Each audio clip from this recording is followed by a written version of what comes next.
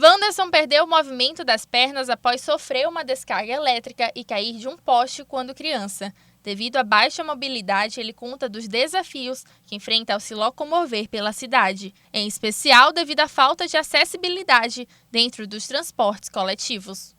Tem que dar uma melhora nessas ruas, principalmente a questão de mobilidade dos ônibus, que às vezes a pessoa passa 2, 3 horas na parada esperando um ônibus que funcione. Porque além de dizer que os ônibus estão novos, mas nem sempre eles querem o motorista quer levar o cadeirante, porque às vezes fala que o elevador não está funcionando, que não tem a chave. Aí fica complicado, ainda mais para nós que não tem aquele dinheiro para pagar o Uber, transporte. Aí nós precisamos de transporte público, que é o ônibus, bem acessível.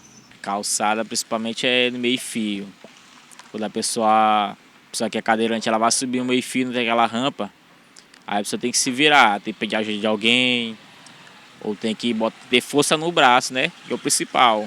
Porque se a pessoa não ter força no braço, não vai para lugar nenhum. A pessoa acaba ficando preguiçoso e a mobilidade fica mais curta ainda, vai bastante. Principalmente quando a gente quer sair, dar uma volta, sair um pouco de casa. Aí nós precisamos bastante das ruas acessíveis, tanto locais, shoppings, comércios, tanto na rua também, porque além de facilitar o acesso, facilita também a transferência diária, o quotidiano que a pessoa usa. O atleta não é o único que enfrenta desafios para se locomover nos espaços urbanos do estado.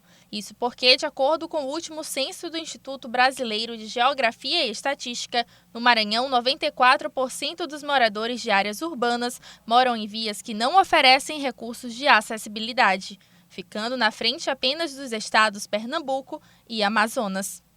O levantamento do IBGE considerou características urbanas como a pavimentação das vias, a iluminação pública e também a infraestrutura das calçadas. De acordo com a pesquisa, menos de 5% dessas estruturas no Maranhão são livres de obstáculos.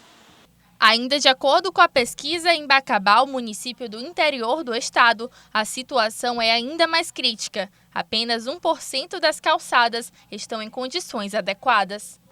Calçadas sem obstáculos e rampa para cadeirantes, olhando em conjunto esses elementos urbanísticos, quer-se saber se nas zonas urbanas, né, o nível de capacidade que essas vias têm, né, no entorno dos domicílios, melhor dizendo, para que as pessoas, né, de um modo geral, incluindo aquelas com dificuldade de locomoção, tá, e mesmo as pessoas com deficiência locomotora, né, têm o direito de ir e vir.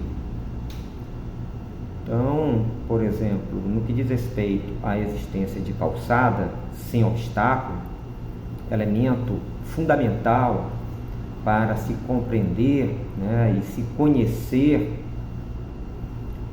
o quão as zonas urbanas das cidades elas são inclusivas ou não para essa população com dificuldade de locomoção, né, inclusive das pessoas idosas, pessoas às vezes gestantes, e mesmo crianças, além das pessoas que usam cadeira de roda, né, no que diz respeito a esse elemento especificamente, a gente percebe que o Maranhão, na comparação com os outros estados, e São Luís, no cotejamento com as outras capitais, ainda tem uma longa caminhada a seguir.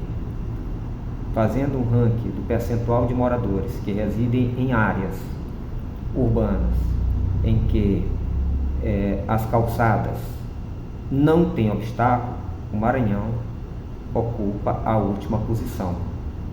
O mesmo vale quando olhamos a capital São Luís comparada com as outras capitais. Também é o percentual mais baixo de moradores que residem em domicílios cuja área do entorno, né, possuem calçadas sem obstáculo. O percentual de moradores aqui em São Luís é de cerca de 6% da população que reside em áreas com essas características.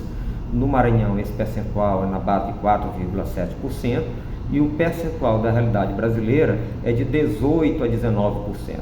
Então já se percebe o quão ainda se precisa caminhar e avançar para oferecer às pessoas o direito, né, de ir e vir com maior comodidade.